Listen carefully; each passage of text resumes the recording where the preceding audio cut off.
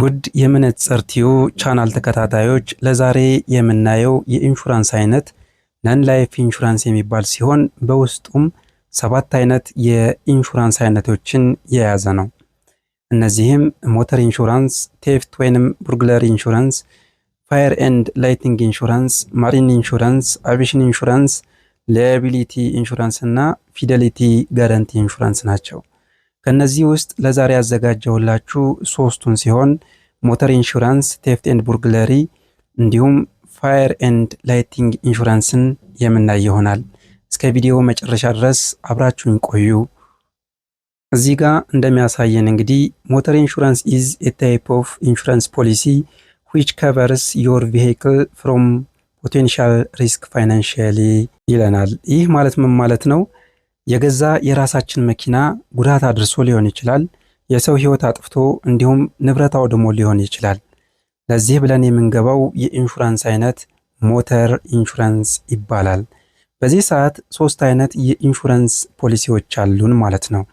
የመጀመሪያው የኢንሹራንስ ፖሊሲ አይነት ሰርድ ፓርቲ ካር ኢንሹራንስ የሚባል ሲሆን ቀጥሎ ያለው ደግሞ ኦን ዳሜጅ ካር ኢንሹራንስ ይባላል። ሌላው ሶስተኛው ኮምፕሬሄንሲቭ ካር ኢንሹራንስ ፖሊሲ ይባላሉ ማለት ነው። እነዚህን እያንዳንዱን ለየብቻ ምን ጥቅም እንዳላቸው የምናይ ይሆናል ማለት ነው። የመጀመሪያው ሰርድ ፓርቲ ካር ኢንሹራንስ የሚባለው ሶስተኛ ወገን የሚባለው ነው። በተለምዶ የኛ መኪና የሌላን ሰው ንብረት እንዲሁም ህይወት ቢያጠፋና ቢጎዳ ለሚመጣብን የህግ ተጠያቂነት ብለን የምንገባው የኢንሹራንስ አይነት ነው ማለት ነው። ወይም በሀገራችን ማንኛውም መኪና ያለው ወይም ሞተር ያለው ግለሰብ የመግባት ግዴታ ያለበት የኢንሹራንስ ፖሊሲ አይነት ሰርድ ፓርቲ ካር ኢንሹራንስ ይባላል። ወይም ሶስተኛ ወገን የዋስትና አይነት ይባላል ማለት ነው። ሁለተኛው የኢንሹራንስ አይነት ኦን ዳሜጅ ካር ኢንሹራንስ የሚባል ሲሆን ይህ የኢንሹራንስ አይነት ደግሞ የራሳችን መኪና ጉዳት ቢደርስበት ብለን የምንገዛው የኢንሹራንስ ፖሊሲ አይነት ነው ማለት ነው። ለምሳሌ ቢሰረቅ፣ የእሳት አደጋ ቢደርስበት እና ጥገና ቢያስፈልገው በተለያዩ ምክንያቶች ጉዳት ቢደርስበት ይህ ኢንሹራንስ ከበር ያደርግልናል ወይም ሪፕለስ ያደርግልናል ብለን የምንገባው የኢንሹራንስ ፖሊሲ አይነት ነው ማለት ነው።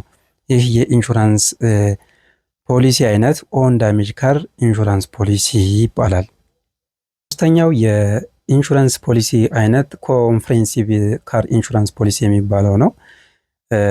ዩ ጌት ዘ ቤኔፊትስ ኦፍ ሰርድ ፓርቲ ላያቢሊቲ ከቨር አሎንግ ዊዝ ዮር ኦን ፕሮፐርቲ ዳሜጅ ከቨሬጅ ይለናል። ይህ ማለት ምን ማለት ነው?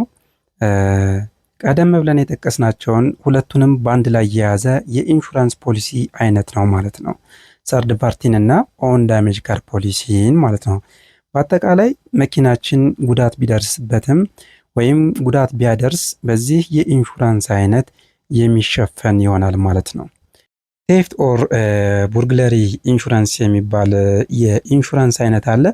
ይህ የኢንሹራንስ አይነት ደግሞ አንድ ግለሰብ ቢሰረቅ ወይም የተለያዩ ሲስተሞችን ተጠቅመው ንብረቶቹን ቢወስዱበት፣ ለምሳሌ ቡርግለሪ የሚባል ነገር አለ። ቡርግለሪ ማለት ቤቱን ሰብሮ ሊሆን ይችላል፣ ሰርስሮ ሊሆን ይችላል።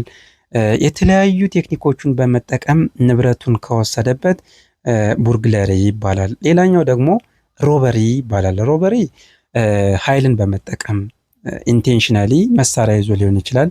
የተለያዩ መሳሪያዎችን ማስፈራሪያዎችን ይዞ ሰብሮ ገብቶ ንብረቱን ከዘረፈ፣ ንብረቱን ከወሰደ፣ ካወደመ በዛን ሰዓት የሚከፈል ከበር የሚደረግለት ይሆናል ማለት ነው።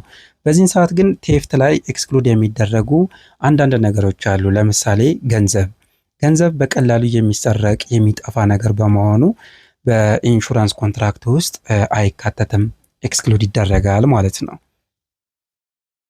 አኮርዲንግ ቱ ኢትዮጵያን ኢንሹራንስ ኮሚቴ ቡርግለሪ ፖሊሲ ዳዝ ኖት ከቨር ሎስስ ኦር ቴፍት ኮሚትድ ባይ ይለናል። አሁን እዚህ ጋር በኢትዮጵያ የኢንሹራንስ ኮሚቴ ከበር የማይደረጉ ሎሶች አሉ። ለምሳሌ ሜምበርስ ኦፍ ዘ ኢንሹርድስ ሃውስሆልድ፣ ያንስ ዘረፋ ያደረገው ወይም የሰረቀው ግለሰብ የኢንሹርዱ ወይም የኢንሹራንስ የገባው ሰውዬ ሃውስሆልድ ሜምበር ከሆነ ቤተሰቡ ከሆነ ኢንሹራንሱ ከቨር አያደርግለትም ማለት ነው። ሌላኛው ቴፍት ኮኔክትድ ዊዝ ዋር ኤኒ ካይንድ ኦፍ ፖፕሌሽን አፕራይዚንግ ይላል። አሁን እዚህ ላይ ደግሞ በተለያየ ምክንያት በሚነሱ ጦርነቶች ከቦታ ቦታ የቦታ ፍልሰት በሚደረግበት ሰዓት ፖፕሌሽን አፕራይዚንግ ማለት ያ ነው። ከአንድ ቦታ ወደ አንድ ቦታ በሚደረግ ፍልሰት ሰዓት የሚመጣ ሎስን ኢንሹራንስ ከቨር አያደርግም ይለናል። ሌላኛው ሶስተኛው ቴፍት ኦፍ ቫሉዌብልስ ኢንክሉዲንግ ዶክመንትስ ኤንድ ወርክስ ኦፍ አርት አንለስ አግሪድ ፐር ሃንድ ይለናል። በሰዓቱ ቫሊዩ የተደረጉ ዶክመንቶች ማለት የተመዘገቡ ኮንትራት ውስጥ የሌሉ ከሆነ ከቨር አይደረጉም ማለት ነው። በመቀጠል የምናየው ፋየር ኤንድ ላይቲንግ ኢንሹራንስ ይሆናል ማለት ነው። ፋየር ኢንሹራንስ ስንል ምን ማለት ነው?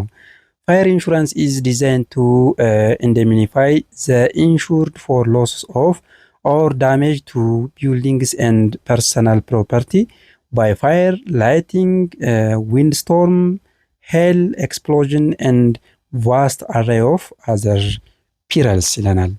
ይህ ማለት በእሳት አደጋ ሊሆን ይችላል፣ በመብረቅ ሊሆን ይችላል፣ በተለያዩ ተፈጥሯዊ በሆኑ ነገሮች ውድመት ቢያጋጥም ቶታል ዲስትራክሽን ቢያጋጥም በዛን ሰዓት የሚከፈል የኢንሹራንስ አይነት ነው ማለት ነው። እዚህ ጋር በትኩረት ልንመለከተው የሚገቡ 3 ነገሮች አሉ ማለት ነው። ኖት ኦል ፋየርስ አር ከቨርድ አንደር ዘ ፋየር ኢንሹራንስ ኮንትራክት በት ዘ ኤክስክሉዥንስ አር ፊው ይለናል። በዚህን ሰዓት ፋየርስ ኮዝድ ባይ ዋር በጦርነት የተነሳ እሳት ቃጠሎ ከሆነ ኢንሹራንሱ ከቨር አያደርግም ማለት ነው። ፋየርስ ኢንቴንሽናሊ ሴት ባይ ፐብሊክ አውቶሪቲስ በዚህን ሰዓት መንግስት ሆን ብሎ ያቃጠለው እሳት ቢሆን ለምሳሌ ለልማት ተፈለጎ ያን አካባቢ ማጽዳት ቢፈለግ ሰዎች አንዳንዴ ከዛ ቦታ ላይ አልወጣ ሲሉ ኢንቴንሽናሊ መንግስት እንደዚህ አይነት ነገሮችን እንደሚያደርግ የሚታወቅ ነው ማለት ነው። በዚህን ሰዓት ኢንሹራንስ ከቨር አያደርግም። ሌላኛው ሶስተኛው ፋየርስ ሴት ኢንቴንሽናሊ ባይ ዘ ኢንሹርድ በራሱ በሰውየው በግለሰቡ ሆን ብሎ ኢንቴንሽናሊ የእሳት ቃጠሎ ተነስቶና ንብረቱ ቢወድም ኢንሹራንሱ ከቨር አያደርግለትም ማለት ነው። በዚህ የኢንሹራንስ ፖሊሲ የኢንሹራንስ አይነት ውስጥ ቅድም እንዳየነው በሞተር ኢንሹራንስ ውስጥ እንዳየናቸው የፖሊሲ አይነቶች እዚህም 4 አይነት የፖሊሲ አይነቶችን እናገኛለን ማለት ነው። የመጀመሪያው የፖሊሲ ፋየር ፖሊሲ አይነት ቫሊዩድ ፖሊሲ ይባላል።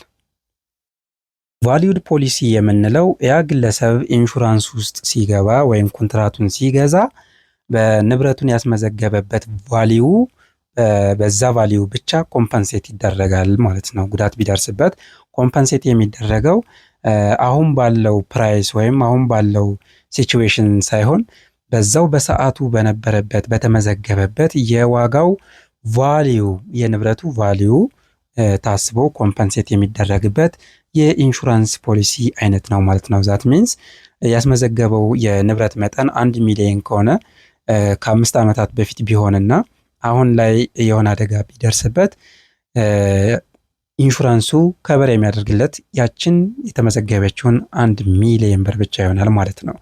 ሌላኛው ሁለተኛው ደግሞ ቫሉዌብል ወይም አውቶማቲክ ሪፖርቲንግ ፖሊሲ ይባላል። ይህ የኢንሹራንስ አይነት ደግሞ በማንኛውም ሰዓት ንብረቱ ቢጎዳ ወይም ቢወድም አሁን ባለው የገበያ ሁኔታ ኮምፐንሴት የሚያደርገው ይሆናል ማለት ነው። ሌላኛው ሶስተኛው ፍሎቲንግ ፖሊሲ ይባላል። ፍሎቲንግ ፖሊሲ ኢዝ ኤ ፖሊሲ which covers losses by fire caused to property belonging to the same person but located at different places።